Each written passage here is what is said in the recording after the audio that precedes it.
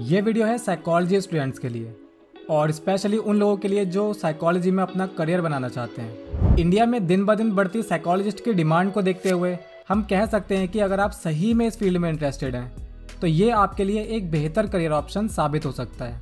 आज की इस वीडियो में हम आपको बताने वाले हैं साइकोलॉजी फील्ड में मिलने वाले करियर अपॉर्चुनिटीज़ के बारे में।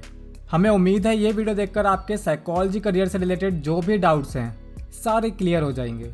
अगर इसके बाद भी आपका कोई डाउट बचता है तो कमेंट सेक्शन में शेयर कर सकते हैं या हमें इंस्टाग्राम पे मैसेज कर कर पूछ सकते हैं।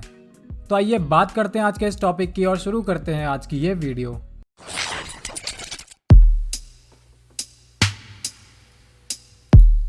बात करें साइकोलॉजी फील्ड के करियर्स के बारे में, उससे पहले कुछ कॉमन सवाल जो बार बार पूछे जाते हैं उनका जवाब आपको दे देते हैं। सबसे ज़्यादा पूछा गया सवाल, अगर हमने 11th या 12th में साइकोलॉजी सब्जेक्ट चूज़ नहीं किया था या फिर ग्रेजुएशन में हमारे पास साइकोलॉजी सब्जेक्ट नहीं था तो क्या हम अपनी मास्टर्स डिग्री साइकोलॉजी में ले सकते हैं? जो नॉन साइकोलॉजी बैकग्राउंड के स्टूडेंट साइकोलॉजी में अपना करियर बनाना चाहते हैं उनके मन में ये सवाल आता ही है। तो इसका जवाब है हाँ, आप ग्रेजुएशन किसी भी सब्जेक्ट से करने के बाद अगर अपना मास्टर साइकोलॉजी में करना चाहते हैं तो आप कर सकते हैं।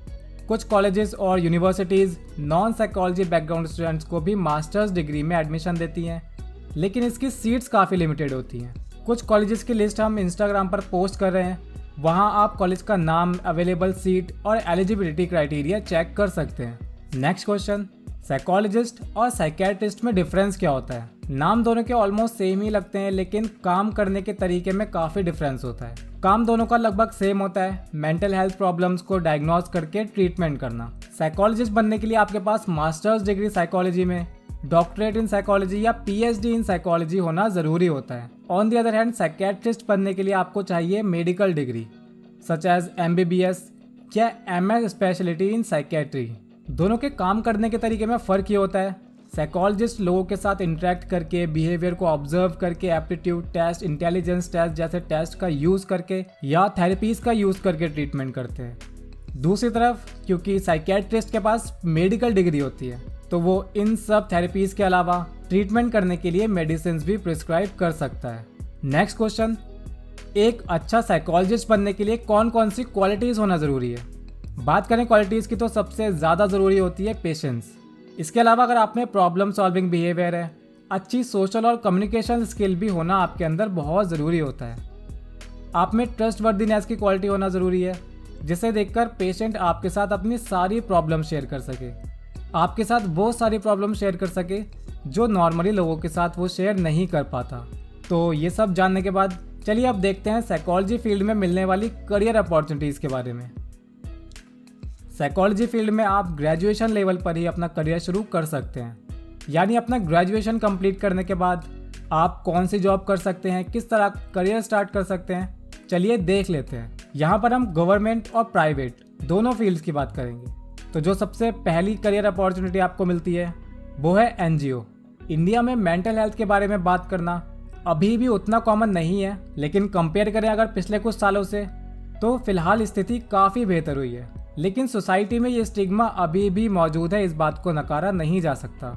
इसी स्टिग्मा को तोड़ने और लोगों को अवेयर करने का काम इंडिया में काफ़ी सारे NGOs कर रहे हैं। ग्रेजुएशन साइकोलॉजी में करने के बाद आप इन NGOs का हिस्सा बनकर अपने करियर की शुरुआत कर सकते हैं। यहाँ आपको जॉब मिल सकती है एज एन ORW, जिसमें आपको सैलरी अप्रॉक्स 12 से 15 हज़ार रुपये मिलेगी। इसमें आपका काम होगा field work like data collection, survey वगैरह वगैरह। इस जॉब के लिए आपके पास BA साइकोलॉजी या BSc साइकोलॉजी की डिग्री होना ज़रूरी है। ORW के अलावा NGO में अगर आप काम करना चाहते हैं तो आप एक असिस्टेंट काउंसलर की तरह भी काम कर सकते हैं, जिसमें आपका काम होगा ऑफिस वर्क, कंप्यूटर वर्क और हेड काउंसलर को काउंसलिंग में असिस्ट करना। इसके लिए आपके पास काउंसलिंग की बेसिक नॉलेज होना ज़रूरी है, बाकी एक्सपीरियंस तो आपको इस जॉब से मिल ही जाएगा। इसमें आपकी सैलरी होगी 15 से 18 हज़ार के बीच। अगर आप एक फ्रेशर हैं तो NGO में आप एक इंटर्न के तौर पर भी ज्वाइन कर सकते हैं, जो आपको फील्ड और वर्क एक्सपीरियंस देगा और ये वर्क एक्सपीरियंस आपके फ्यूचर में काफ़ी काम आएगा। NGO के बाद बात करते हैं करियर फील्ड नंबर 2 के बारे में, जो है APS। ये है एक गवर्नमेंट जॉब जिसमें टीचिंग और नॉन टीचिंग दोनों तरह की जॉब वैकेंसी आती रहती है।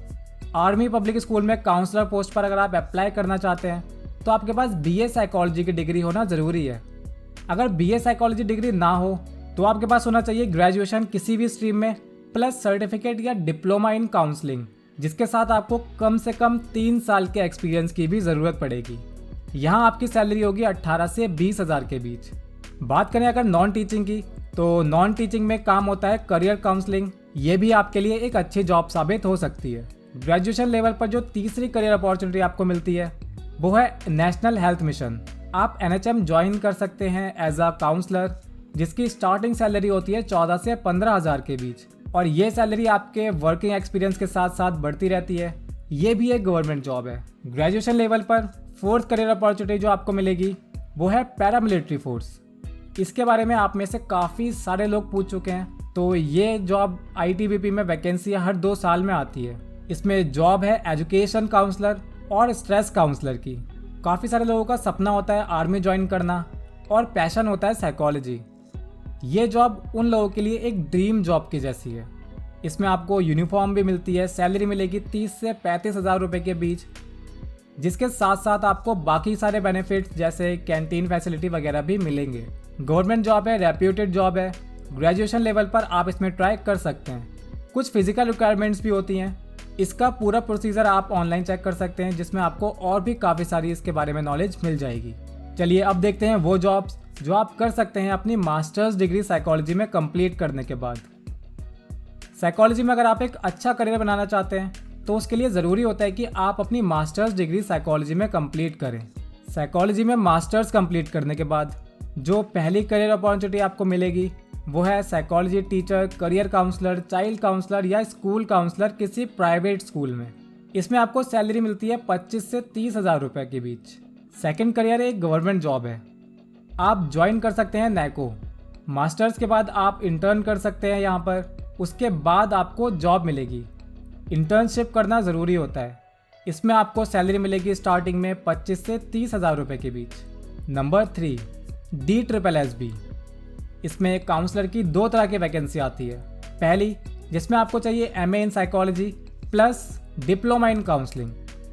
सेकेंड जिसमें आपको सिर्फ MA साइकोलॉजी चाहिए होता है। हर साल इसकी वैकेंसी आती है और सैलरी होती है अप्रॉक्स 40 से 45 हज़ार रुपये के बीच। Number 4 Indian air force. Indian air force में वैकेंसी आती है काउंसलर की, जिसके लिए ज़रूरी होता है MA in psychology plus diploma in counselling. इसकी सैलरी भी 40 हज़ार से स्टार्ट होती है, तो आप इंडियन एयरफोर्स में भी ट्राई कर सकते हैं। Number 5 Indian navy. अपना मास्टर साइकोलॉजी में कंप्लीट करने के बाद आप ज्वाइन कर सकते हैं इंडियन नेवी। ये जॉब एक ऑफिसर लेवल की जॉब है, जिसकी वैकेंसी हर 2 साल में आती है। इसमें आपकी सैलरी स्टार्ट होगी 55,000 पर मंथ से।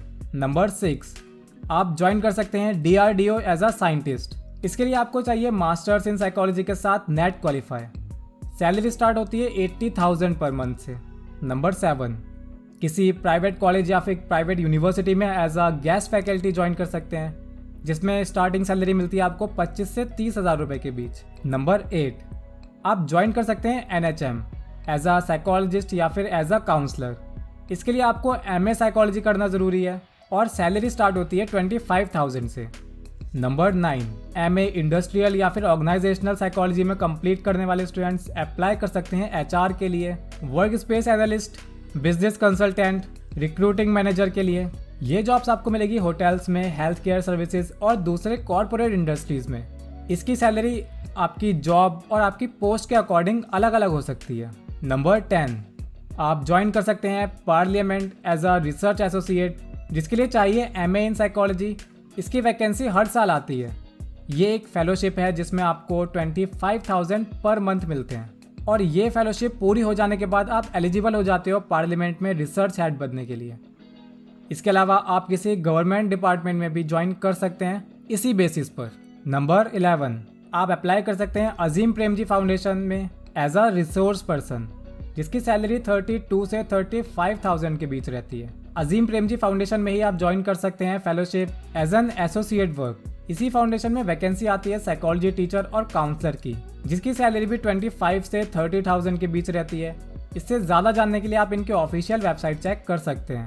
ये वैकेंसी भी हर साल आती है। नंबर 12 आप ज्वाइन कर सकते हैं किसी गवर्नमेंट हॉस्पिटल में एज अ काउंसलर। सैलरी मिलती है 18 से 20 हज़ार के बीच, जो आपके एक्सपीरियंस के साथ बढ़ती रहती है। इन जॉब्स के अलावा और भी काफ़ी सारे फील्ड्स और ऑर्गेनाइजेशंस हैं जहां आप साइकोलॉजी में मास्टर्स डिग्री कंप्लीट करने के बाद ज्वाइन कर सकते हैं। अगर आप एक क्लिनिकल साइकोलॉजिस्ट बनना चाहते हैं या फिर अपना प्राइवेट क्लिनिक खोलकर प्रैक्टिस करना चाहते हैं, तो इसके लिए ज़रूरी है कि आप करें MPhil in clinical psychology. MPhil ना करके अगर आप पीएचडी क्लिनिकल साइकोलॉजी में करते हैं, तब भी आप एक क्लिनिकल साइकोलॉजिस्ट बन सकते हैं। एमफिल में एनरोल करने से पहले चेक करना ज़रूरी होता है कि आप जिस कॉलेज में एडमिशन ले रहे हो वो कॉलेज RCI अप्रूव्ड है या नहीं।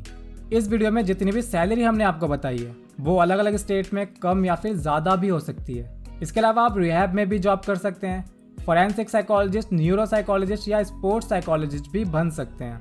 आप साइकोलॉजी के किस फील्ड में अपना करियर बनाना चाहते हैं, नीचे कमेंट सेक्शन में हमारे साथ ज़रूर शेयर कीजिए। पसंद आई हो तो इसको लाइक कीजिए, साइकोलॉजी स्टूडेंट्स के साथ शेयर कीजिए और ऐसे ही इन्फॉर्मेटिव और इंटरेस्टिंग वीडियोस देखने के लिए जुड़े रहिए द साइकोलॉजी क्लासेस के साथ। Thanks for watching.